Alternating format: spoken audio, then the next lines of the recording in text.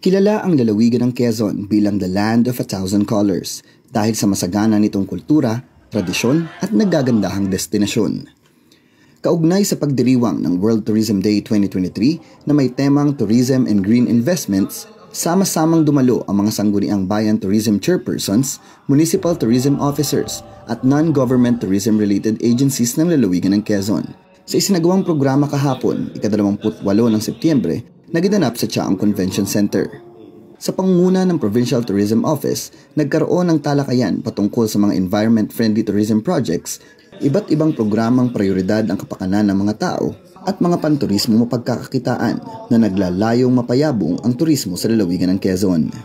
Lubos naman ang pasasalamat ni Provincial Tourism Officer Nesler Luis Almagro sa pakikipagbalikatan ng Department of Tourism 4A, Department of Trade and Industry at local government units. Gayon din kay Chaong Mayor Vincent R.J. Maya sa suportang kanilang ibinigay upang maisagawa ang nasabing programa.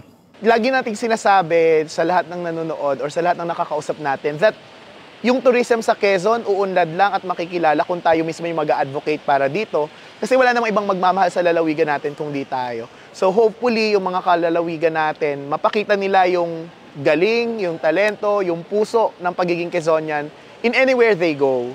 Samantala, nagkaroon din ng public hearing ukol sa bagong ordinansang isinusulong sa sangguniang panlalawigan, ang Quezon Province Culture, Arts and Tourism Code of 2023. Na pinangunahan ni Committee on Tourism Chairperson, Board Member John Joseph Aquivido, kasama ang Provincial Legal Office at mga kawani mula sa sangguniang panlalawigan. Ako si RC Romulo, nagbabalita para sa Kapitolyo.